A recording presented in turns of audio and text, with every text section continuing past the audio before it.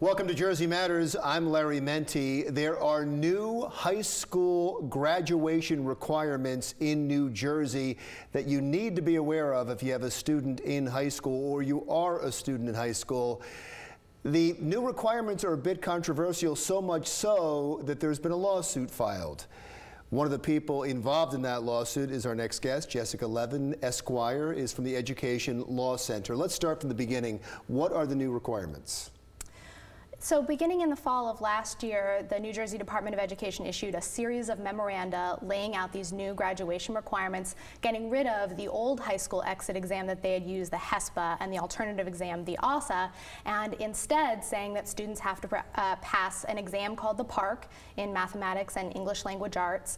And if they don't pass the PARCC, then they can take a substitute assessment such as the SAT or go through a portfolio appeal process. And how much notification did students get? How much notification did parents get on this? Well, these new requirements apply beginning with the class of 2016. That's the class that will graduate at the end of this school year. So they didn't have much notice at all, and they certainly didn't have the notice that's required under the law, which says the education regulations say that students and families have to be given information on what the high school graduation requirements are when they enter high school. Yeah, I was confused when you said there was a series of memoranda, because aren't there supposed to be public hearings on something like this? That's right. So there is a procedure that the DOE has to follow when they promulgate new rules like a new graduation policy.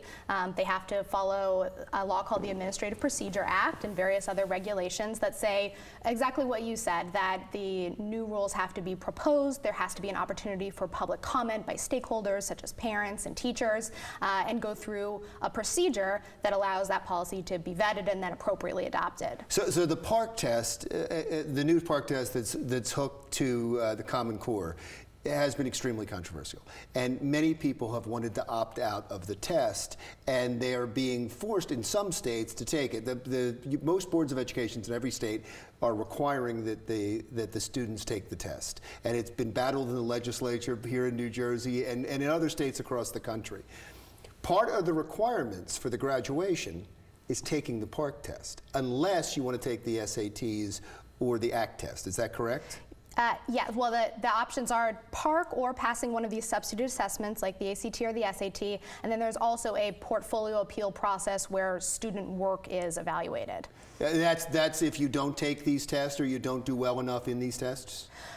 Those are, exactly, if you don't pass the PARCC or you don't pass the substitute assessment, then you could go through the portfolio appeals process. And is that an onerous process? It's certainly going to place a large burden on schools, for one thing, on guidance counselors, especially in districts that have a lot of at-risk students who may not pass the PARCC or a substitute assessment and have to try to go through the appeals process. It places a large burden on them to evaluate student work. And let me get back to the standardized test that I was talking about. And so I was looking at the stories on this, and the SAT and the ACT, mostly for people that want to go to college. But nowadays they're not even requiring SATs and ACTs at many colleges. But it's interesting that a lot of colleges aren't requiring that, and the high school is. But they cost. There's a fee to that. And a lot of people, there's not only a fee to taking the test, there's a fee for preparing for the test. But the PARCC is free. And so when I read this, I thought, oh, maybe this is a way for the state to force people to take the PARCC test, and where they can't opt out of it. Is that possible? Certainly having one of the options be taking a test such as the SAT raises questions of access, as you said, preparation, and of course having to pay. And there's also questions as to whether it's an appropriate measure for high school graduation as opposed to college entrance. Do you see it as a way of trying to get people to make certain they take the PARCC test? I think certainly with the issues of access that are raised, people's options are limited, and that's worrying. So talk about your lawsuit. You've brought this lawsuit. What are you asking for, and what are you alleging? What we're alleging is that through this series of memoranda, the DOE has tried to put in place a new graduation policy, but hasn't followed the appropriate procedure. So students and parents and schools haven't had the appropriate due notice of what the new requirements are, and they also stakeholders haven't had the opportunity to comment on some of these problematic issues like access. What the lawsuit seeks is, first of all, to stop these new requirements from being in effect, having the PARC or SAT be the graduation requirements without promulgating them correctly through the appropriate procedure to actually make them the new regulations. Because the old tests that used to be used are actually still in the regulations. They're still on the books, but of course they're not being used. And what the lawsuit seeks to have the DOE do is, if you're not going to follow the laws that are currently on the books, then you have to immediately issue proposed new regulations and go through the appropriate procedure. And these new regulations should be comprehensive and provide fair and equitable opportunities for students to show that they have met the proficiencies that they need to show in math and ELA in order to graduate from high school. At the offset, are you looking for a stay?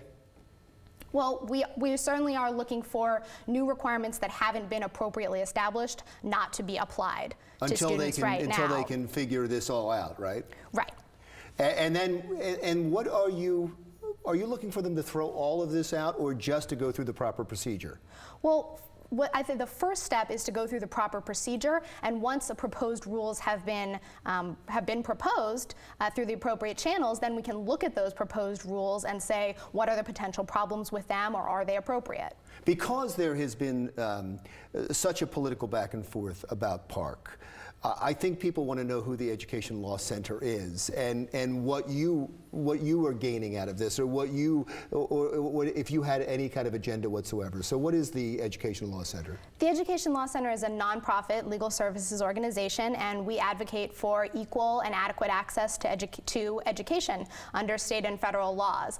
So we filed this lawsuit in order to advocate for the rights of New Jersey high schoolers to have appropriate notice of what their requirements are, and to be able to to know and to be able to vet those requirements before they go into effect. So excuse the simplicity of the question, but you have no dog in the PARC fight.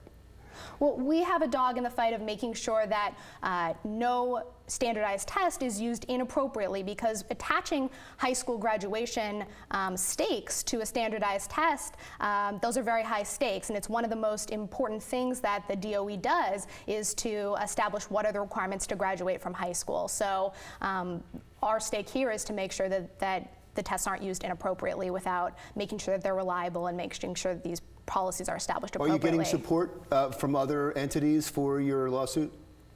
Are there other people involved? Yes, a number of lawyers were involved in filing the lawsuit, including attorneys from the ACLU of New Jersey. And we've certainly heard from many people who are concerned about these new policies and confused about them. And how can people get in touch with you if they want to show their support? We have a website, Education Law Center, edlawcenter.org, and so people are welcome to get in touch with us that way. And they can just Google Education Law Center, and you're going to pop up as well. Yes. Is there a timing for this? Like, when can we expect some resolution, or when it's going to be in court, and when is this all going to happen? The lawsuit was filed last month. We expect the answer from the Department of Education to come this month, and our intention is to move the lawsuit forward as quickly as possible. Wonderful. Thank you so much. Thank you very much for having me. And please come back, especially as the lawsuit comes along. We'd love to talk to you. I would love to. Thank you. More about it. Jessica Levin, Esquire, the Education Law Center. She's suing the state. Not just you, but the Law Center is suing the state of New Jersey over new education requirements. When we come back, what does Facebook and the schools in Newark, New Jersey have in common? We'll tell you when Jersey Matters continues.